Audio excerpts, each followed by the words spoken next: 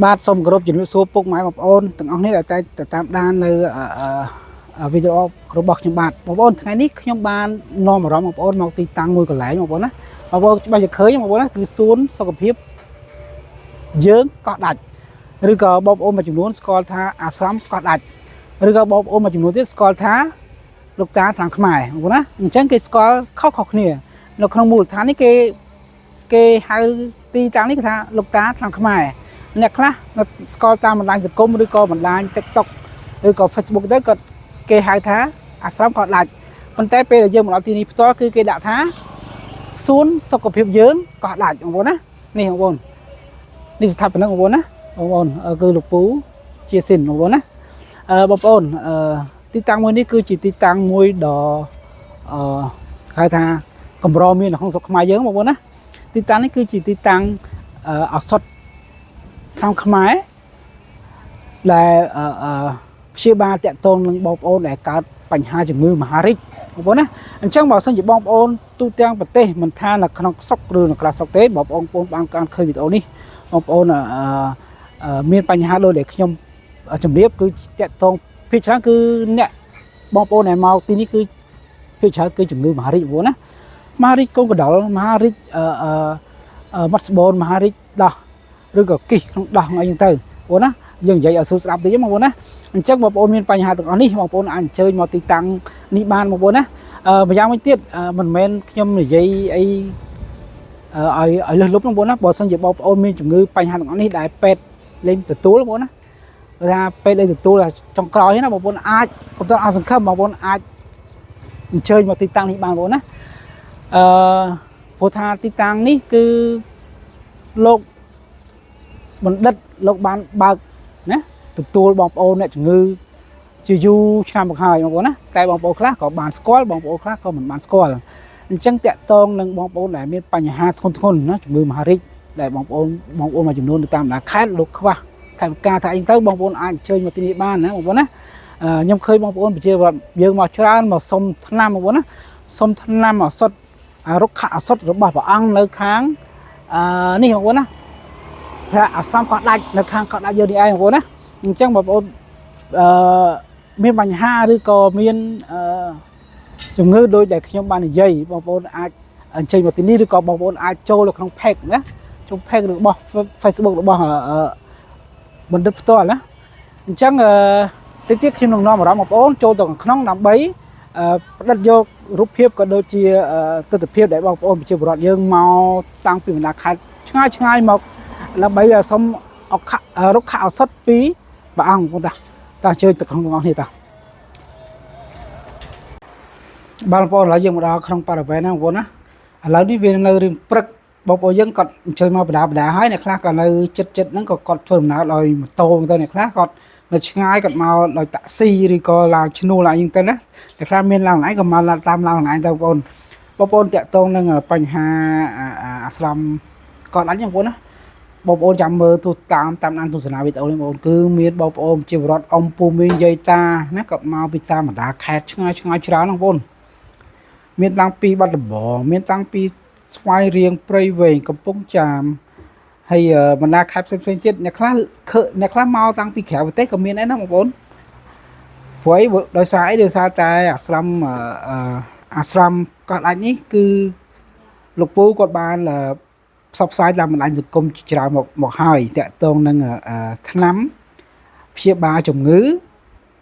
តាក់ទងនឹងមហារីកជាពិសេសផ្ដោតទៅលើមហារីកបងប្អូនណាមិនថាមហារីកទេមានតាំងពីមហារីកកូនកណ្ដុរមហារីកលំគិះឬក៏មហារីកផ្សេងតាក់ទងនឹងសរីរាង្គមនុស្សទាំងអស់ឲ្យតែមហារីកពីច្រើនគឺបងប្អូនតែងតែអញ្ជើញមកជួបនឹងលោកពូនៅអាស្រមគាត់ឡាច់បងប្អូនណាហើយសូមបញ្ជាក់អាស្រមគាត់ឡាច់នេះគឺជួបជុំគ្នាមួយសប្តាហ៍ជួបជុំគ្នាបានតែម្ដងទេគឺនៅព្រឹកថ្ងៃសៅរ៍បងប្អូនណាព្រឹកថ្ងៃសៅរ៍តែមួយថ្ងៃទេគឺចាប់ពីម៉ោង9ព្រឹករហូតដល់ទៅម៉ោងប្រហែលខ្ញុំមិនតាន់បានសួរលោកពូច្បាស់ទេបងប្អូនណាដោយសារតែពេលដែលខ្ញុំមកដល់គឺថាមានបងប្អូនប្រជាពលរដ្ឋយើងមកច្រើនកកអញ្ចឹងលោកពូគាត់រវល់តាក់ទងនឹងទទួលបងប្អូនគាត់មកពីតាមដាខេត្តអ្នកខ្លះក៏មានអ្នកថ្មីយ៉ាងទៅអ្នកខ្លះគាត់ទៅដឹងទៅហើយអ្នកខ្លះគាត់ដឹងយូរហើយគាត់បោកបានម្ដងពីរដងហើយណាគាត់បានធូរស្រាលអ្នកខ្លះក៏បានធូរស្រាលអ្នកខ្លះក៏ចិត្ត គាត់ជាទៅតែបងប្អូននៅតែបន្តមកដដែលណាដោយសារកាលណាបងប្អូនហូបជាហើយក៏បងប្អូននៅតែបន្តមកទទួលថ្នាំពីលោកពូដែរណាមិនមែនថាយើងជាហើយយើងអត់ហូបទេយើងហូបប៉ុន្តែក៏យើងថយណាថយប្រមាណហូបយើងធ្លាប់ហូប10ហ្នឹងយើងមកសល់2អញ្ចឹងទៅណាអញ្ចឹងថ្ងៃនេះខ្ញុំបានឃើញបងប្អូនប្រជាពលរដ្ឋយើងគាត់មកច្រើនណាមកជួបនឹងលោកពូនៅក្នុងអាស្រមព្រះអង្គវេស្សវណ្ណបងប្អូនណាវេស្សវណ្ណបងប្អូនអញ្ចឹងខ្ញុំជឿជាក់ថាវីដេអូមួយនេះនឹងបងប្អូនមិនថាក្នុងនិងក្រៅប្រទេសទេច្បាស់ជាបានឃើញបើសិនបានឃើញបងប្អូនមានបញ្ហាទាក់ទងនឹងជំងឺមហារីកបើសិនជាបងប្អូនមានជំងឺមហារីកដំណាក់កាលចុងក្រោយណាតែពេទ្យគាត់លេងទទួលលេងអីចឹងណាអញ្ចឹងបងប្អូនកុំទៅណាអស់សង្ឃឹមបងប្អូនអាចអញ្ជើញមកជួបនឹងលោកពូណានៅអាស្រមគាត់ដាច់ដើម្បីពិភាក្សានិងទទួលយកគេថាឱសថបងប្អូនណារុក្ខឱសថដែលល្បាញរបស់ខ្មែរយើងតាំងពីជំនាន់ណាជំនាន់ណីក៏នៅតែប្រើរហូតដល់ឥឡូវក៏នៅតែប្រើដែរតើតើនឹងឱសថមួយនេះអញ្ចឹងរុក្ខឱសថនេះគឺល្បីរន្ទឺខ្លាំងមែនទែនតើតើនឹងអ្នកជំងឺមិនថាជំងឺអីទេអ្នកខ្លះជំងឺតើតើជំងឺបញ្ហាកាពះពោះវៀនជំងឺនិយាយទៅជំងឺទូទៅបងប្អូនណាតើតើជំងឺទូទៅប៉ុន្តែផ្ដោតសំខាន់លើសុខភាពមួយគឺថាបើសិនជាបងប្អូនមានបញ្ហាគេថាជំងឺមហារីកបងប្អូនណាមហារីកអីក៏ដោយឲ្យតែមហារីកបងប្អូនអាចមកជួបពូបានឃើញទេថ្ងៃនេះខ្ញុំមកឃើញបងប្អូនយើងមកច្រើនកកប៉ុន្តែមុននឹងទទួលថ្នាំលោកពូបានរៀបចំទីតាំងកន្លែងអង្គុយដើម្បីលោកពូនឹងសំណេះសំណាលណាសួរនាំតកតងបញ្ហាអ្នកដែលមកថ្មីណាអ្នកចាស់ការប្រើប្រាស់ថ្នាំនោះយ៉ាងម៉េចដែរពេលដែលយើងហូបទៅយ៉ាងម៉េចដែរអ្នកដែលបានមកម្ដងពីរដងនេះហូបទៅយ៉ាងម៉េចដែរហើយគាត់បានបញ្យល់ណែនាំតកតងបញ្ហាជាច្រើនណាច្រើនដែលលោកពូនេះលោកពូគាត់បានបញ្យល់រៀបរាប់នេះឃើញទេបងប្អូនអញ្ចឹងបងប្អូនចង់ដឹងកាន់តែច្បាស់បងប្អូនអាចអញ្ជើញមកអាស្រមគាត់ដាច់បងប្អូនណានៅខាងគាត់ដាច់យើងនេះយើងឆ្លងដមកផ្លូវជ្រាប6មកដល់ហើយឆ្លងដគាត់ដាច់យើងឆ្លងមកហើយយើងបន្តការធ្វើដំណើររហូតមកដល់ចុងកោះដាច់ហើយបងប្អូនណាបើស្គាល់ក៏បងប្អូនរកឃើញទៅបើមិនស្គាល់បងប្អូនសួរគេច្បាស់ឃើញបងប្អូនណានិយាយរួមទៅគឺទីតាំងដែលខ្ញុំនៅខាងក្រៅខ្ញុំនេះគឺជាទីតាំងរបស់ស្ដេចវេស្សវណ្ណហៅថាស្ដេចថ្នាំណាអញ្ចឹងខ្ញុំអត់ដែលបានដឹងអត់ដែលបានលើទេតែថ្ងៃនេះខ្ញុំបានចុះមកផ្ទាល់តកតងនឹងទីតាំងនេះគឺទីតាំងអាស្រមបងប្អូនភាគច្រើនស្គាល់តាមខេត្តបណ្ដាខេត្តមួយចំនួនគឺស្គាល់ថាអាស្រមកោះដាច់បងប្អូននិយាយរួមទៅទីតាំងមួយនេះគឺជាទីតាំងមួយដ៏វិសេសវិសាលសម្រាប់បងប្អូនដែលមានបញ្ហាសុខភាពបងប្អូនណាយើងនិយាយនេះគឺយើងអត់មានវាយប្រហារទៅខាងណាទេប៉ុន្តែខ្ញុំចង់បកស្រាយតកតងនឹងឱសថថ្នាំខ្មែរបងប្អូនណាឱសថថ្នាំខ្មែរបើយើងនិយាយរួមទៅគឺឱសថនេះគឺមានតាំងពីយូរលង់ណាស់មកហើយដែលខ្មែរយើងតាំងពីដើមឡើយគឺយើងប្រើជាប្រភេទឱសថខ្មែរណាអញ្ចឹងបងប្អូនដែលធ្លាប់ស្គាល់ឬក៏បងប្អូនថ្មីប្រសិនបើបងប្អូនមានបញ្ហាសុខភាពតាក់ទងនឹងជំងឺមហារីកណាមិនថាមហារីកមាត់ស្បូនមហារីកដោះឬក៏ចំមោះឬក៏ដោះសាច់ក្នុងក្បាលដោះសាច់ក្នុងសួតមហារីកទូទាំងអស់នេះជំងឺតាក់ទងជំងឺប្រសិនបើបងប្អូនមានបញ្ហាទាំងអស់ហ្នឹងបងប្អូនអាចអញ្ជើញមកទីតាំងមួយនេះបានបងប្អូនណាគឺនៅខាងកោះដាច់បងប្អូនកោះដាច់បងប្អូនណាកោះដាច់បងប្អូនភាគច្រើនស្គាល់ស្គាល់ហើយកោះដាច់អញ្ចឹងបើតាមខ្ញុំសាកសួរបងប្អូនដែលគាត់បានអញ្ជើញមកទទួលថ្នាំពីលោកគ្រូណាលោកគ្រូជាស៊ីនអញ្ចឹងគាត់បានប្រាប់ថាគាត់បានផ្ដល់បទពិសោធន៍មកខ្ញុំថាគឺអ្នកខ្លះគាត់មកតាំងពីមន្ទីរមានជ័យដល់មានជ័យគ្រប់ខេត្តទូទាំងស្រុកខ្មែរមិនថាតែស្រុកខ្មែរបងប្អូនសូម្បីតែខាងបរទេសក៏មានមកដែរណាមានតាំងពីបារាំងអូស្ត្រាលីក៏គាត់អញ្ជើញមកដល់ទីតាំងនេះដែរដោយសារអីដោយសារមានការផ្សព្វផ្សាយតាមបណ្ដាញសង្គមទាក់ទងនឹងការព្យាបាលជំងឺមហារីកបងប្អូនណាអញ្ចឹងខ្ញុំសូមអំពាវនាវណាឬក៏សូមផ្ញើវីដេអូនេះទាក់ទងនឹងបងប្អូនទូទាំងប្រទេសមិនថាក្នុងនិងក្រៅប្រទេសទេបើសិនជាបងប្អូនមានបញ្ហាសុខភាពទាក់ទងនឹងជំងឺមហារីកដោះសាច់ដកយ៉ាងទៅប្រសិនបើខាងពេទ្យគាត់លែងទទួលបងប្អូនអាចសាកមកទីនេះបានណាព្រោះទីនេះបើនិយាយចំទៅគឺថ្នាំតាក់ទងនឹងមហារីកបងប្អូនណាហើយខ្ញុំឃើញបងប្អូនគាត់មកទីនេះច្រើនជារៀងរាល់ថ្ងៃសៅរ៍ hay có xong rồi sao đó là lục pù là chia vật định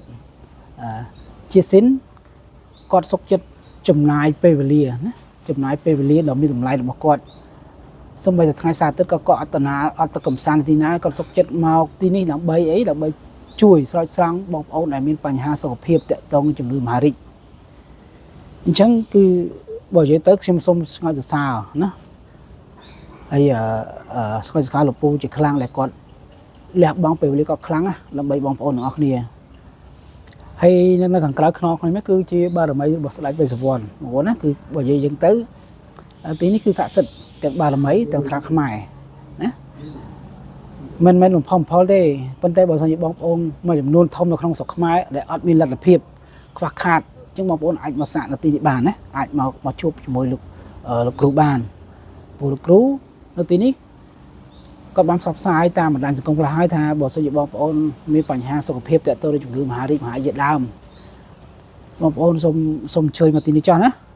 មកស្ដាប់ណាមកចូលរួមស្ដាប់ការពន្យល់ណែនាំក្នុងការប្រើប្រាស់វិធីប្រើប្រាស់ថ្នាំឲ្យបានត្រឹមត្រូវតាក់ទងនឹងថ្នាំខ្មែរយើងណាបងប្អូនហើយបងប្អូនដែលមានបញ្ហាមហារីកឬក៏ជំងឺធ្ងន់ធ្ងរអីដែលពេទ្យได้ទទួលឲ្យបងប្អូនទៅសង្ឃឹមបងប្អូនអញ្ជើញមកទីនេះដើម្បីស្ដាប់ការណែនាំរបស់លោកគ្រូបានអញ្ចឹងទីនេះគឺល្អសម្រាប់បងប្អូនដែលបងប្អូនជាប្រដ្ឋខ្មែរដែលបងប្អូនមិនសូវមានថវិកាមានអីចឹងទៅបងប្អូនអាចអញ្ជើញមកទីនេះបានបងប្អូនណាខ្ញុំមកទីនេះឃើញប្រជាជនមកច្រើនតាក់ទងនឹងអ្នកភាគច្រើនអ្នកខ្លះមានតាំងពីមហារីកសួតអ្នកខ្លះមានតាំងពីគីដោះឬក៏មហារីកមាត់ស្បូនឬក៏បញ្ហាដោះសាច់ក្នុងពោះក្បាលបងប្អូនខ្លះគាត់ថាគាត់មកបានម្ដងហើយក៏មកម្ដងទៀតដោយសារគាត់យកថ្នាំពីនេះទៅណាខាងខ្មែរទៅគឺតែគាត់ពិសាទៅគឺតែបានធូរស្រាលអញ្ចឹងណាអញ្ចឹងក៏គាត់ចេះតែមកហើយគាត់ចេះតែផ្សព្វផ្សាយបន្តទៅអញ្ចឹងខ្ញុំមកទីនេះគឺចង់ផ្សព្វផ្សាយតាក់ទងនឹងបញ្ហាដែលបងប្អូនមានបញ្ហាសុខភាពហ្នឹងបើសិនមានបញ្ហាសុខភាពតាក់ទងនឹងជំងឺមហារីកដោះសាច់អីចឹងទៅបញ្ហាអាឡែកស៊ីស្មោះអីទៅបងប្អូនចង់ដឹងចង់ឮបងប្អូនអាចមកពិគ្រោះជាមួយលោកគ្រូបានបងប្អូនណាបាទបងប្អូនហើយតាក់ទងនឹងអាស្រមកោះដាច់នេះឬក៏គេហៅថាសួនសុខភាពកោះដាច់នេះគឺថាយើងជួបជុំគ្នាបានតែថ្ងៃសៅរ៍មួយថ្ងៃទេគឺព្រឹកថ្ងៃសៅរ៍ចាប់ពីម៉ោង9ព្រឹករហូតដល់ម៉ោង3ឬក៏អាចដល់ម៉ោង5ល្ងាចបងប្អូនណាអញ្ចឹងបានមួយថ្ងៃទេគឺថ្ងៃសៅរ៍នេះបើតាមតែខ្ញុំដឹងពីបងប្អូនប្រជាពលរដ្ឋឬក៏បងប្អូនអ្នកជំងឺដែលមកហ្នឹងណាបងប្អូនណាអញ្ចឹងសូមទានជ្រាបបាទអរគុណ